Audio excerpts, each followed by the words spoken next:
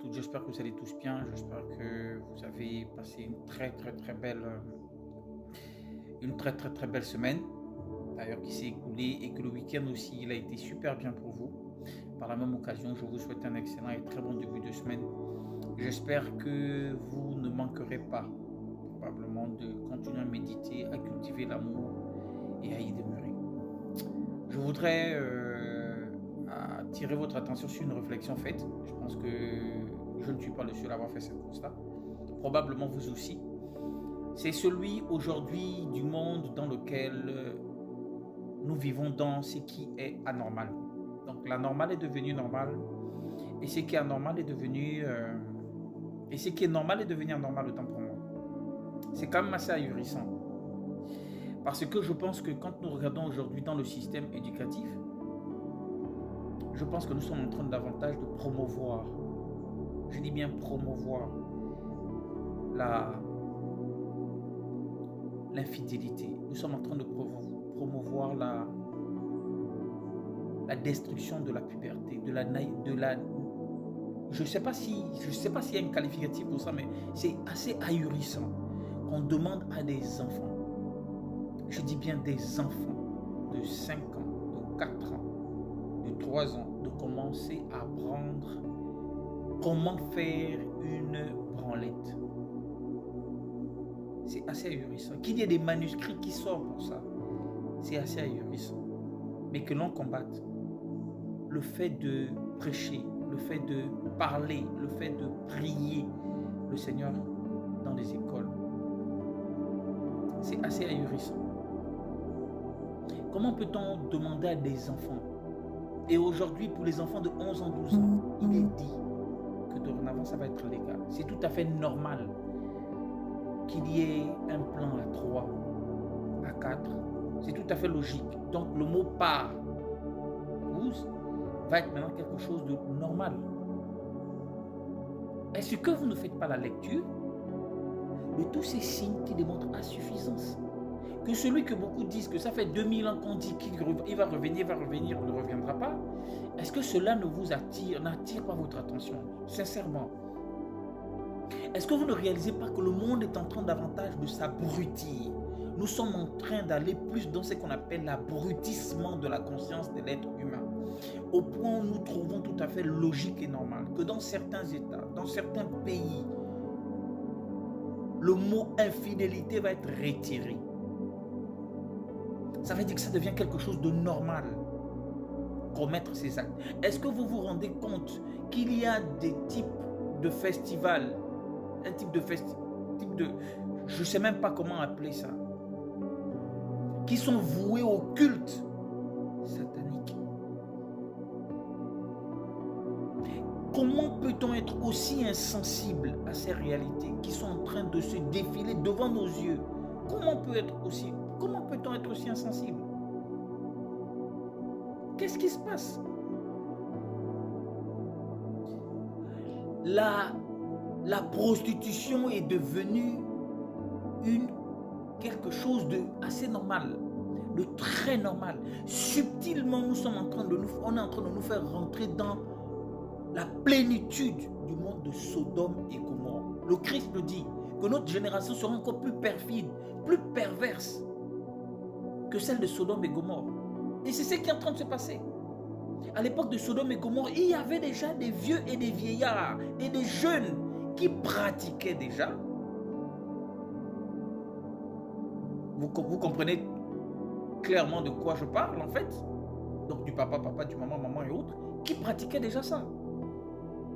Et là, on nous amène dans une génération où nous, qui avons été à l'école, on ne nous a jamais appris que tu rentres dans ta chambre, voici tel manuscrit, tu vas le lire, comment stimuler les envies, les désirs en toi. On ne nous a jamais appris ça à l'âge de 4 ans, 5 ans. Jamais. On ne nous a jamais appris que tu peux aller prendre tel ouvrage, que dès que tu as tes 11 ans, 12 ans, 13 ans, c'est normal que tu te retrouves à avoir des parties à 3, pour ne pas dire des parts 12. C'est allogique, c'est ahurissant. Mon Dieu, à quel moment commençons-nous vraiment à prendre conscience de cela?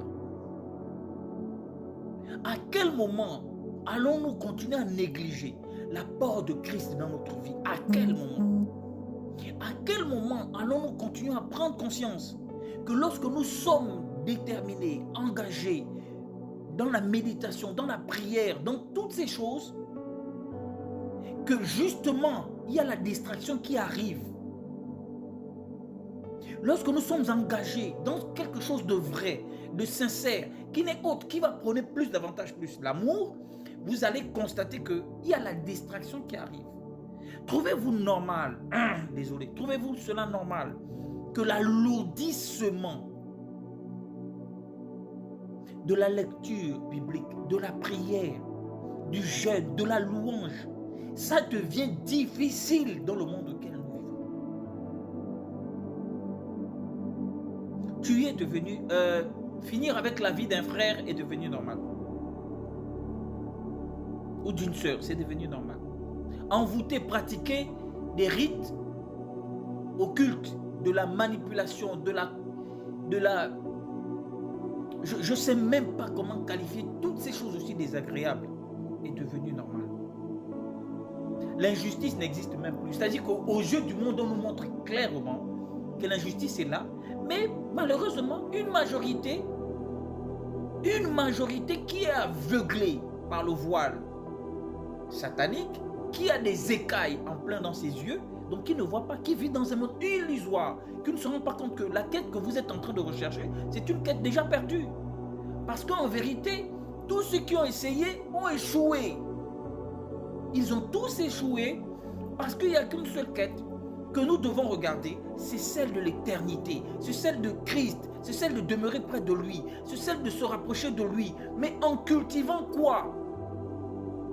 La discipline, la vérité, la prière, le pardon, l'amour, en cultivant des vraies choses. Arrêtons avec ce qui est en train de nous détruire. Arrêtons avec ces choses. C'est un message que je lance très sincèrement. Parce que l'éternité est réelle. L'éternité est réelle. Réveillons-nous, je vous en prie, mes frères, mes sœurs. Dans quel monde vit-on? S'apprendre la vie de l'un est devenu normal. Nous passons plus de temps dans la critique, les murmures, les injures, la colère, la haine, le refus de cultiver l'humilité. Nous avons inversé les rôles. Le monde nous montre aujourd'hui que les rôles ont été inversés. Les rôles ont été inversés. Je vais m'attirer probablement des foudres, mais c'est une réalité. L'homme n'a plus sa place. L'homme est devenu au second rang. Dans la société auquel nous sommes, c'est une logique qui est privée, qui est prisée. Parce qu'ils ont compris et ils savent qu'il faut manipuler un maillon pour détruire généralement l'homme, sinon l'humanité.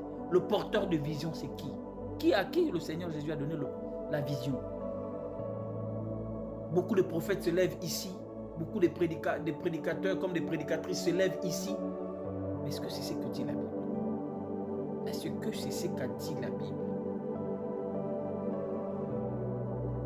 Nous avons des gens qui estiment que ce qu'ils font, c'est normal, c'est bien, c'est logique. Mais nous nous trompons. Nous sommes en train de nous faire du mal. Sincèrement, nous nous faisons sincèrement du mal. Revenons à l'essentiel, s'il vous plaît. Interrogez Dieu, cherchez la face de l'Éternel. Il dit, je me laisse trouver par celui qui me cherche. Et faites de l'Éternel vos délices, et il vous donnera ce que votre cœur désire. Ce que votre cœur désire n'est pas celui que le monde est là. Le monde ne pourra jamais vous donner la paix éternelle, jamais. Mais le prince de paix, oui. L'amour, oui. Oui, il est capable de vous la donner. Soyez richement bénis et méditez dessus.